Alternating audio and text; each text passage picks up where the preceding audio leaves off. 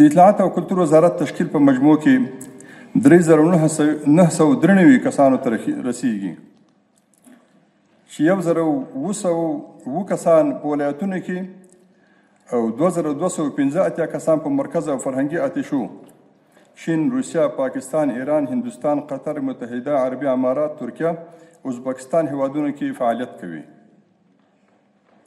همدارنګه د 19 شرکتونو سره د ساختماني او اجناسو په برخه کې د 130 میلیونه افغانیو په ارزښت بېلابېل قراردادونه لاسلیک شوي دي. د ګرځندوی معلومات د تیر کال تقریبا 9000 بهرني سیلانیان افغانستان ته راغلي او د هیواد د تفریحي او تاریخي ځایونو څخه لیدنه کړې. همدارنګه تیر کال له موږ سره تر 9 میلیونو څخه زیات کورني سیلانیان ثبت شوي. د یادونې وړ ده چې سیاحت په برخه کې د تیر کال عواید الحمدلله په خورا پیمانه ترلاسه شوي دي. همدارنګه په افغانستان کې د ګرځندوی صنعت په برخه کې تقریبا 3000 شرکتونه ثبت شوي دي چې په مستقیمه او غیر مستقیمه توګه په زرګونو افغانانو هیوادوال ته د کار زمینه مساعده شوې ده. د اطلاعات او فرهنګ وزارت ژمن ده چې د سیلانیانو لپاره اسانتیاوې رامنځته کړي. په همدې موخه په سیاحتي سیمو کې لکه ځاځي اریوب، کاپیسا، نورستان او غور ولایتونو کې د سیلانیانو لپاره معیاري هوټلونه جوړیږي چې کارونه یې په ښه توګه جریان لري. د اطلاعات او فرهنګ وزارت هوډ لري چې ګرځندوی صنعت ته په معیاري توګه وده ورکړي. په همدې موخه تیر کال د ګرځندوی او هوټلداري انسټیټوت فعال تعلیمي نصاب ورته ترتیب او تایید شوی ده چې د فراغت اسناد یې د 14 فوق بکالوریا معادل دي او اوس مهال پکې عملي زده کوونکي روزل کیږي. د یادونې وړ ده چې په دې وروستیو کې بهرني او داخلي سیلانیان د افغانستان سیاحتي او تاریخي ځایونو څخه لکه فغمان، قرغه، پنجشیر، اریوب ځاځی، نورستان، ملي پارک، بامیان، منار جام، بست قلعه، اختیار الدین قلعه او نور تاریخي، مذهبي او سیاحتي سیمو څخه لیدنه ترسره کړې. د ګرځندوی راتلونکي پلانونه د اطلاعات او فرهنګ وزارت په پام کې لري چې روان کال کې لاندې پلانونو باندې کار وکړي. د سیاحت توریزم صنعت ته وده ورکول، د کابل په هوایي ډګر کې سیلانیانو لپاره ډیسک جوړول، د وخت غوښتنو سره سم د ګرځندوی صنعت الکترونیکي کول، سیلانیانو لپاره سهولت او د ویزې په برخه کې اسانتیاوې رامنځته کول. په پام کې لرو چې سیاحتي ولایتونو کې سیلانیانو لپاره معیاري هوټلونه جوړ کړو. د کارمندانو لپاره د ظرفیت لوړونې پروګرامونه ترتیب او عملي کول.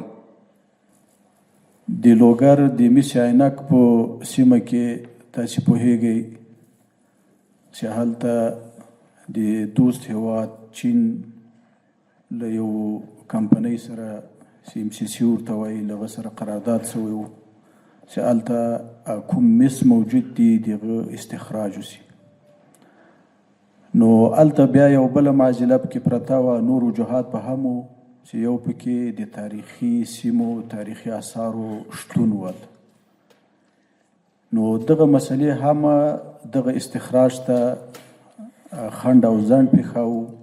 نور مسایل به هم و، خو د اطلاعات و کلتور وزارت په هلو ځلو باندې د اسلامي امارت د اقتصادي معاونیت او نورو ذي دخل ارګانونو په هلو ځلو باندې دغه معضلې ته د پای ټکی کېښودل سو او هغه په داسې شکل باندې د پای ټکل کېښودل سو چې هم به د مس استخراج کیږي او هم به هغه تاریخي سیمې خوندي پاتې کیږي. یعنی مخکې برنامه دا وه چې دغه استخراج به په باز شکل باندې کیږي. نو که هلته په باز شکل کېده طبعا به هلته هغه کومې تاریخي سیمې او تاریخي آثار او نور دغه څه چې موجود و هغه به یا تخریبېدل او یا به دغه سیمه بیخي په کنډواله باندې بدلېدل. ورونو هلته صرف تاریخي آثار نه دي، هلته تاریخي سیمې دي، تاریخي دورې تېرې شوي دي.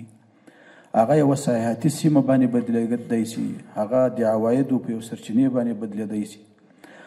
نو د دغه شي د خوندیتوب لپاره اطلاعات کلتور وزارت، محترم وزیر صاحب، د هنر او فرهنګ معاونیت او نورو ملګرو په داسې یو جامع طرحه باندې کار وکړ چې هم هغو ته د استخراج مخه خلاصه سوه او هم به دغه سیمه خوندي او د سیاحت د سیلانیانو د کتو او د لیدو وړ ګرځي او هلته به سرمایه ګذاریانې کړي. غواړم په لنډه توګه د اطلاعات فرهنګ وزارت د ځوانانو چارو معینیت هغه فعالیتونه چې د تیر کال په جریان کې ترسره کړي دي ستاسو محترم حضور ته وړاندې کړم.